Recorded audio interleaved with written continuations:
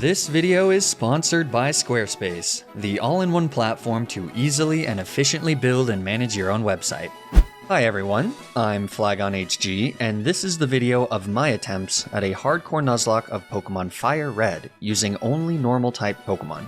The rules for this playthrough can be found in the description below, but in short, in addition to standard Nuzlocke rules, there's no using items in battle, no leveling up past the next gym leader's ace before the start of the battle, and we're playing on set mode.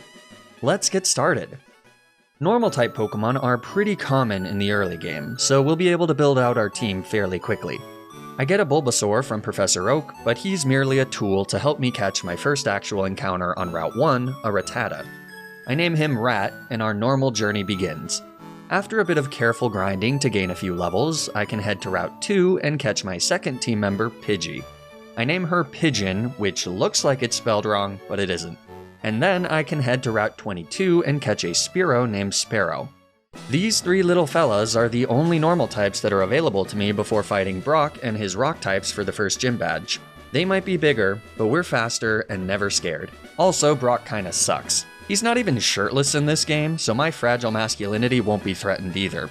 So, with a bit of teamwork, Rat, Pigeon, and Sparrow might actually be able to eke this one out. Brock leads with his Geodude, who doesn't actually know any rock-type moves. I lead with Pigeon, who hits her opponent with a sand attack, which instantly pays off as Geodude misses a tackle. She lowers Geodude's accuracy even more as he sets up a defense curl. So then I switch out Pigeon and bring in Sparrow. She starts firing off Leers to lower Geodude's defense as he hopefully misses a few tackles. We're able to get Geodude to roughly neutral before it becomes pretty clear that he'll just defense curl to offset any additional Leers. So, Sparrow switches to Fury Attack, which is a pretty abysmal move, but by hitting multiple times, it does drastically increase the chance of landing a critical hit. So we do this for a while. Since we've got a few turns to kill, this is the perfect time to check if you're subscribed to the channel. I bet a lot of you think you are, but you aren't. I don't ask often, but subscribing really does help out a ton. If not for me, do it for Poppy. Anyways, thanks to some misses, Geodude falls to Sparrow's Relentless Fury. This gives Sparrow and Pigeon the experience needed to level up to level 15. According to my rule set, the level cap ends at the start of the battle, and we're gonna need all the help we can get, because Onix comes in next. In addition to monstrous defense, he knows Rock Tomb, so for the greater good, Sparrow fires off one more sneering look, and then, just like that, she falls to the ground with a thud. But her death grants us a switch save to Pigeon, who is able to do what she does best: obnoxiously flick sand into the eyes of her enemy so that a stronger Pokemon can come in and finish the job. Unfortunately, Onix still lands a bind, so we're stuck in for now. I decide that it's best to just keep going for sand attacks, as Onix, who we speed tie with, misses binds instead of even trying to go for Rock Tomb. The turn that Pigeon gets freed from bind, I go for Gust, which does about as much damage as you might expect. Onix also lands a critical hit tackle in return, so I take it as a sign that it's time for Pigeon to call it a day. I bring in Rat, who dodges Onix's bind. He then outspeeds and sinks his tiny teeth into Onix, who manages to connect with a Rock Tomb, which does an embarrassingly small amount of damage, given that we are literally a rat. But with the speed drop, Onix outspeeds and lands a tackle before we hit him with the razzle-dazzle of a tail whip. Then we just start chowing down. Onix manages to miss enough attacks that we're able to take him out with a handful of Hyper Fangs, winning us the battle, and conquering the metaphorical, and kind of literal, brick wall that is the Rock-type gym. It's a shame that Sparrow had to sacrifice her life for our victory, but there are plenty of birds in the sky. I do make sure to store her dead carcass in the PC though, because it'll be useful later. Speaking of other birds, on our way to Mount Moon, Pigeon evolves into Pidgeotto. Terrible Pokemon, but I don't have the luxury of being picky right now. In Mount Moon, I catch a Clefairy and name her Fairy. A quiet nature is pretty good, because believe it or not, she'll be one of our best special attackers. Then I backtrack to Route 3 and catch a Jigglypuff who I name Balloon. Balloon is basically just a worse version of Fairy, and he knows it. Just look at him. The face of utter redundancy. On my way through Mount Moon, I pick up the Helix fossil. Or whatever. Then, after devastating my rival with Hyper Fangs, Rat evolves into Raticate, who is unironically the powerhouse of our team, and it's not even close. From feeding on wild Mankeys for attack EVs in his youth, Rat hits like a freight train, as you'll soon see. Before that though, I head to Route 5 and catch a Meowth named Cat. He will be useful later, but for now, he's just another cheerleader for Rat, who is about to eviscerate Misty's two starfish. Rat's ability Guts gives him a +1 boost to his attack when he's afflicted by a status condition. So, by pre-poisoning him against a Wild Ekans before the fight against Misty, he's able to cleanly one-shot both of her Pokemon with Secret Power. He did get a critical hit against Starmie, so it's unclear whether a non-critical hit would have gotten a one-shot, but who cares? That's rat power for you, baby. And with great rat power comes great rat-sponsibility. And it's my rat-sponsibility to tell you about this video's sponsor, Squarespace. Squarespace is an online platform that helps you build and manage your own website, whether that's an online store for your business or a personal blog for your thoughts.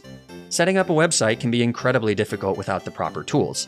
Fortunately, using their rat-powered all-in-one platform, Squarespace streamlines the whole process, making it super simple to quickly design polished websites using their customizable templates. For example, it took me no time at all to launch my own website with Squarespace, poppyhg.com, the home of dozens of curated pictures of my corgi puppy, Poppy. Squarespace also has a ton of other really useful features, like analytic information about the traffic of your website, the ability to add and play embedded videos directly on your website, and Squarespace member areas, which can be used to connect with your audience and create exclusive members-only content. So, if you're looking to start a website for your business or hobby, then you should absolutely check out squarespace.com for a free trial. And when you're ready to launch your website, you can use my custom link to save 10% off your first purchase of a website or domain. The links are in the description below. Thanks so much to Squarespace for sponsoring this video. Now, let's get back to the challenge. From here, I can head to Vermilion City, where rumor has it, there's an adorable little girl named Alyssa looking for a Spearow. So, out of the kindness of my heart, I give her Sparrow's rotting corpse in exchange for her Farfetch'd. Now, in a normal Nuzlocke with no restrictions, I wouldn't actually trade an already dead Pokemon for a new encounter, but since we're doing a normal type monologue, I was always planning on catching a second Spearow and trading for this Farfetch'd anyways, just to get an extra encounter. Doing it this way just teaches Alyssa an important life lesson. Everything and everyone will disappoint you. Alyssa named her Farfetch'd something really stupid, which tracks given that she was dumb enough to trade with me in the first place. So I get Uncle Jim Tendo to help me change his name to Duck. Oh yeah, that's much better. Duck has an adamant nature, and is also holding a leak to up his critical hit chance, so this is about as good of a Farfetch'd as I could ask for. I guess good things do happen to good people. I have a feeling that this will be the start of a long and illustrious friendship between Duck and I. But for now, Duck has to take a seat on the bench, as it's time for another showcase of rat power. This time, our target is Lieutenant Surge, but no war could prepare him for the carnage he's about to witness. For yet again, a pre-poisoned rat tears his way through Lieutenant Surge's Pokemon. Voltorb and Pikachu both fall to single secret powers. If you haven't figured it out already, the secret power is rat power. Raichu actually does survive with a sliver, though our rat power does manage to paralyze him. He also gets off a double team, but who even cares? No amount of double teaming can stop rat power. A super potion doesn't fully heal Raichu, so with one more attack, Rat takes his rightful place as Kanto's strongest rodent, and we win the battle. That's 3 badges down. Which means it's time to pick up the final normal flying type of the run, Doduo. Bird times 3 is arguably the best of the batch, even if she has a timid nature. With our 4 birds now, we should have enough firepower to be able to defeat Erica pretty handily. I decide to let Duck take the lead because he's just such a little sweetheart.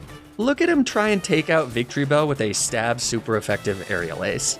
You were so close, buddy. You got this.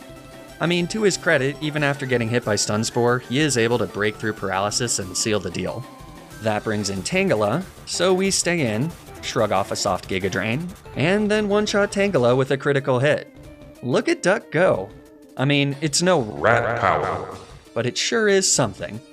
As Vileplume comes in, she hits a critical hit of her own, but it's just shy of being able to take out Duck, who is then able to hit a pretty hard aerial ace. No crit though, so I switch in Bird times 3, who kinda tastelessly tries to one-up Duck with another critical hit. But you know, there's nothing wrong with a bit of friendly competition. Good job, you two. I'm proud of you both, equally. With 4 badges obtained and the level cap skyrocketing to level 43 for Koga and Sabrina, I set my sights on getting a Porygon.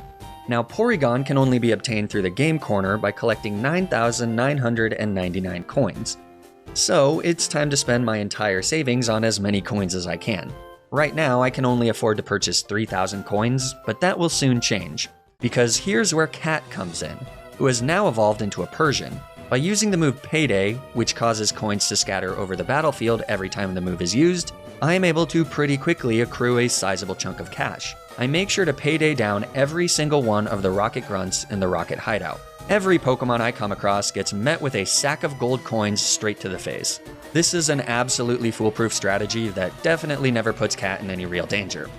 By the time I've bullied Giovanni into giving me his Silph Scope, I've gotten enough money to purchase another 1,000 coins. Slow and steady wins the race. Fortunately, after getting the Poké-Flute from Mr. Fuji, there are plenty of other trainers to beat up and take money from. On my whirlwind tour of stealing from the Kanto working class, I make sure to stop by the Safari Zone, which is home to several exciting normal types. The one that I happen to find first is a Tauros, but, well, Ash made this seem way easier in the anime. That's really a shame. A big chunky horse would have been a really nice addition to the team. But who needs horsepower when you can have rat power, right? Sadly though, hubris comes for us all, and in my blind haste and obsession with getting Porygon, I put Rat in a position he simply couldn't win. Biker Williams Weezing, hell-bent on poisoning every single one of my team members, is finally the Pokemon that puts our beloved Rat into his grave. No words can describe the pain of losing your first Pokemon. Rat was a hero, a king, a friend. Life is vicious and cruel, and Rat did not deserve to go down like this. I'm so sorry, my sweet prince. Rest in peace. Rat's death is a brutal reminder that the Pokemon world is no place for the weak. So I decide to supercharge my team, starting first with some well overdue evolutions. Balloon evolves into Wigglytuff, Pigeon evolves into Pidgeot, and Fairy evolves into Clefable. Then I head to Route 12 and take a stab at catching a sleeping Snorlax. First things first though, I do have to wake him up with some music. But why should Snorlax have all the fun? Who am I to rob you, the viewer, of such a euphoric auditory experience? So, Flygon HG Productions proudly presents our first concert experience, a Concierto de Lax.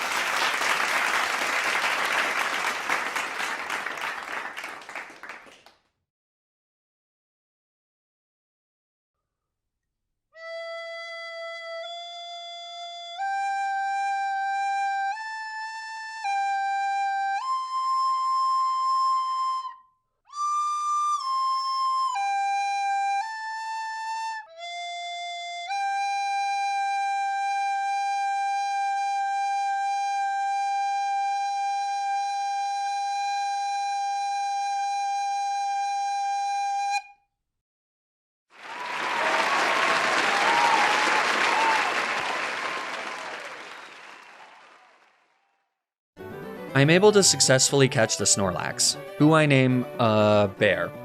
He replaces Pigeon, who is definitely objectively 100% our weakest teammate. I mean, who else could it be? Certainly not Duck. This guy, he's a champion. Remember when he almost one-shot a Victory Bell? That was incredible. So yeah, Pigeon is out. This means that it's now time to fight Koga for badge number 5. But we've recently paid a visit to the aptly named Mr. Psychic, who, surprise surprise, gave me the TM for Psychic. So Fairy is poised to do pretty well here. She one-shots Koga's lead Coughing no problem. Muck is much bulkier on the special side, so when he comes in second, he easily survives a hit and nails us with a Sludge. But then a second Psychic seals the deal. Koga's superfluous Coughing comes out third, so we blow his mind with another Psychic. Weezing is last. He manages to survive a Psychic in the red, so Fairy has to tank yet another Sludge, which does decent damage and also poisons her. But thanks to a held Petra Berry, the poison gets cured, letting Fairy finish off Weezing with a few more Psychics after Koga has used up all of his super potions. So, like an absolute girl boss, Fairy has single-handedly beaten Koga with 69 HP remaining. Nice. Time for another visit to Sin City. We're getting really close now. Less than 2,000 coins to go until we get that sweet Porygon. Normally, here's where I put the Silphco rival fight, but it goes pretty smoothly. So instead, let's build up some suspense for our final confrontation with Rival later down the line, and skip the battle here. After defeating Giovanni, I get my unsellable reward. Every time that I read the dialogue from the Silphco president, I discover something new that has me deeply concerned about this man's character and morals. This time, it's his thinly veiled threat about staying quiet. I'm utterly convinced that this man has covered some sort of war crimes and that this is just the tip of the iceberg, but that's a topic for another day. Now it's time to fight Sabrina. Her Pokemon have paper-thin defense, so I just lead with Bird x3, who at some point now has evolved into Dodrio. She's able to outspeed and kill Sabrina's lead Kadabra with a single physical tri-attack. Mr. Mime comes in next, so I hit her with another tri-attack, which crits, meaning that she goes down in one shot as well. Venomoth is third. She's not a psychic type, but she is a bug type, so one fly does the trick. All that's left is Alakazam. We do manage to outspeed him as well, but because of our timid nature, a tri-attack— okay, never mind. That crits too. Pop off, Bird x3. That's badge number 6. From here, I take a quick detour to the Fighting Dojo, where Duck lays waste to every single living thing he lays eyes on. Pokemon are dropping like flies as Duck slices through them with the grace of a ballet dancer and the strength of also a ballet dancer. You know, you actually have to be really strong to be a ballet dancer. But even the strongest and the gracest of ballet dancers would marvel at Duck's elegant slaughter. Arceus has never created a more beautiful killing machine. This bloodbath also gives us enough money to finally, at long last, purchase Porygon. What a beautiful day. It does require losing exactly 1 coin to a slot machine so that I can buy the last 50 coins and get exactly 9,999 coins, but I'm kind of an expert at losing, so there's no problem there. But to bring Porygon onto the team, we'll need to put someone in the box. And despite his wonderful performance, I have to finally admit that Duck is our weakest link. So, into the box he goes.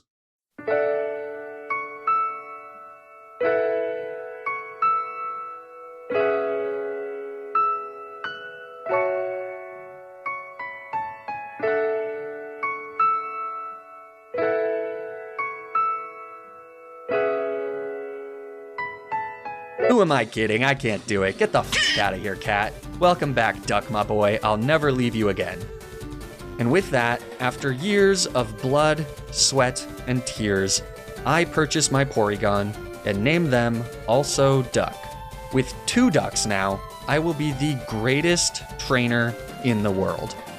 In the Pokemon Mansion, I put that Master Ball to good use and catch a Ditto named Blob. But they aren't making the cut, so into the box they go. That means it's Blaine time. And since I don't have a water type, or something that can do big damage with Surf, other than a bear, I guess, he's actually not going to be a total walk in the park. He leads with a Growlithe, and I lead with Fairy. She doesn't care much about Growlithe's Intimidate because she just goes for Psychic, which leaves Growlithe in the red as he misses a Fire Blast. Sucker. This gets Blaine to waste a Hyper Potion, which is pretty cool. So 2 more Psychics Mind Melt the little puppy. That brings in Blaine's Ponyta.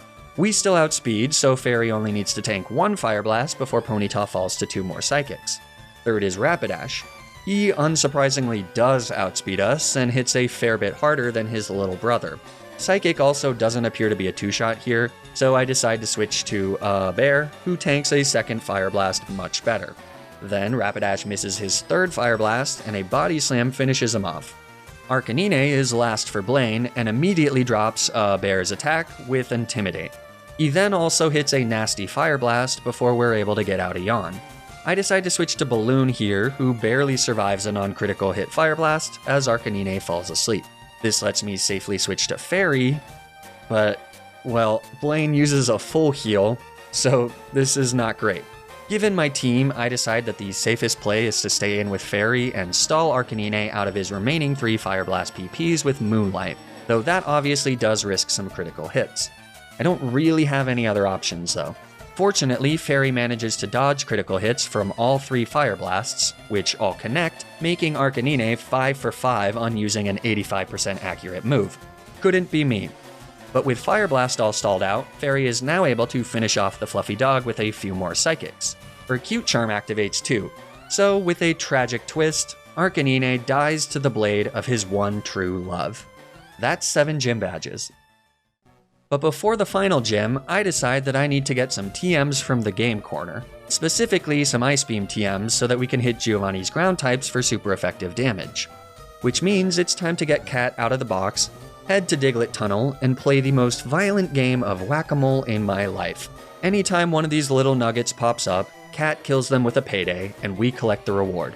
By the time that Cat has gotten to the level cap of 50, he's murdered upwards of 200 Digletts, and the Diglett Tunnel ecosystem is in shambles. This probably technically counts as environmental terrorism. The money we get from this massacre actually isn't even enough to buy a single Ice Beam TM, but by selling some items and doing a few trainer battles, we make up the difference. So, soon enough, it's time to face Giovanni. He leads with his first Rhyhorn, and I lead also Duck, who I've taught Ice Beam to. A single Frozen Blast takes out Giovanni's first Pokemon. That brings in Nidoqueen next, who survives an Ice Beam in the red and gets off a pretty strong Earthquake. Giovanni heals with a Hyper Potion, so I take the opportunity to recover back to full HP. I'm hoping that maybe we can get a slightly higher roll with the second Ice Beam. A critical hit works too. Nice. Nidoking is third, but he has less bulk than Nidoqueen, so down he goes. What's a king to a duck? Dugtrio is fourth and does outspeed, but his Earthquake is much softer than the one from Nidoqueen, and then he goes down to an Ice Beam as well. So, last is Rhyhorn, but we've seen this film before. One last Ice Beam takes him out, winning us a battle that was made significantly easier by that crit on Nidoqueen. That's the 8th and final gym badge. So all that's left for our team of normies to do is take on the Elite Four. I decided to keep Cat on the team in place of Balloon to have another speedy Pokemon. The rest of our team is the same 5 that we've grown to know and love throughout our journey. With some more payday murders, I've also bought a few more TMs, so Fairy and also Duck are looking solid and ready to go. Let's see if we've got what it takes to finish this run strong. For Rat. Okay, and I guess also for Sparrow, but mainly for Rat. First up is Lorelei. She leads with Dewgong, so I lead with my friend, also Duck. He actually traces Dewgong's Thick Fat, which is pretty cool. A Thunderbolt leaves Dewgong in the yellow, so also Duck does have to tank a fairly strong Surf. But then a second Thunderbolt takes out Dewgong. Second is Cloister. She starts by going for a Protect, but on the next turn we outspeed and one-shot her Bivalve with another Thunderbolt. Next is Slowbro, so I hit her with, you guessed it, a Thunderbolt. This brings her into the red as she goes for Amnesia. Lorelei heals, and with the special defense boosts, Thunderbolt doesn't even do half. So, a second Thunderbolt brings Slowbro back into the red, as she just desperately tries to forget the sins of her past. With one more Thunderbolt, Slowbro goes down, bringing in Lorelei's Lapras. I start by going for a Recover to see if Lapras will use Confuse Ray, but she just hits us with a Surf. So I switch out to a Bear, who gets nailed by a critical hit Surf. He then gets hit by a Confuse Ray, but a Person Berry cures the confusion, letting him fire off an incredibly hard return, which appears to just barely not activate Lapras's Citrus Berry. Lapras decides to gamble with another Confuse Ray, but it does not pay off as a Bear breaks through confusion and hits her with a Yawn.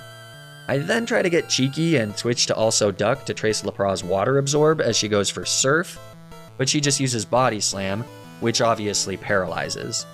But Lapras falls asleep, so on the next turn I gamble with a full Paralysis, get lucky, and take her out with one last Thunderbolt. Last is Jinx, so I switch to Fairy on an Ice Punch. Jinx goes for a Lovely Kiss, which we're lucky enough to dodge. So this lets Fairy hit Jinx with an Encore, meaning that she's stuck using Lovely Kiss. A second one also misses, letting Fairy fire off a Thunderbolt, which crits, and gets the Paralysis. So on the next turn, Hax Lord Fairy is able to outspeed and hit a third Thunderbolt, putting an end to Jinx's no good very bad day, and winning us the battle. Second is Bruno. Normally we don't talk about him much, but his fighting types pose an obvious problem for our team, so this is pretty scary. He leads with his first Onix though, so that guy just gets Ice Beamed in the face by also Duck. That brings in Bruno's Hitmonchan, who threatens with Sky Uppercut, so I have to switch to Bird ×3. But Hitmonchan just goes for Rock Tomb, which is super effective and lowers Bird ×3's speed.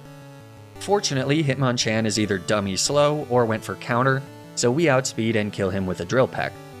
Machamp comes out next and actually survives a Drill Peck, but he just goes for Scary Face, meaning that Bird ×3 now has as many speed drops as she does heads. So it's time to go out to our superior bird.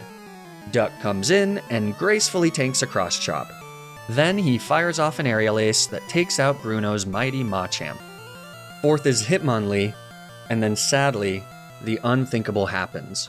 Duck gets outsped and hit by a brick break. I feel my stomach lurch. I fall to the ground and let out a guttural scream. Sweet, sweet Duck, my best friend, the hero of this run, is dead. A cold darkness fills the room. Bruno and Hitmonlee fade away, and Duck and I are alone. I look at where he once proudly stood, mere moments ago. Is there even a reason to go on? Without Duck, what's the point? Sure, we can kill this Hitmonlee, and we can beat Bruno, and maybe we can even make our way to becoming champions. But what is it even worth if we can't celebrate our victory with Duck? It wasn't supposed to go like this. Duck was innocent. His death, unfair. And you know what? It makes me angry. How could such a bright light be snuffed out in an instant? No, giving up would be wrong. Cowardly. Duck deserves to be avenged. So for that reason, and that reason alone, we will continue. We will rise from the ashes of this tragedy, and we will charge forward. We will be victorious and forge a tomorrow that Duck would be proud of. A future that honors his legacy. And that starts with drilling a hole right through Hitmonlee's stupid body. Onix comes in last for Bruno, so I switch Bird x3 out into also Duck, who shrugs off a double edge. And then, one last Ice Beam knocks out Onix, winning us the battle. Third is Agatha. She leads with Gengar, and I lead with Bird x3. She outspeeds and hits Gengar with a Drill Peck before she can get off a double team. That double team is ultimately useless though, because a second Drill Peck connects and takes her out. Golbat is next. I go for a Rage to see if Golbat will give me an attack boost, but she just goes for Confuse Ray. So I switch out to Fairy, who shrugs off a soft Air Cutter. A second Air Cutter does a bit more damage, and then Fairy follows up with a Psychic, which takes out Golbat. Third is Arbok, who comes out with a useless Intimidate. But then she outspeeds and hits a definitely not useless Sludge Bomb, which does a ton of damage. Fairy retaliates with a pretty strong Psychic though, and her Oran Berry activates for the tiniest amount of recovery. Then I switch to a Bear, who at least can't be poisoned by Sludge Bomb, and tanks them much better. After tanking Arbok's second and third Sludge Bombs, we yawn Arbok as yet another Oran Berry activates.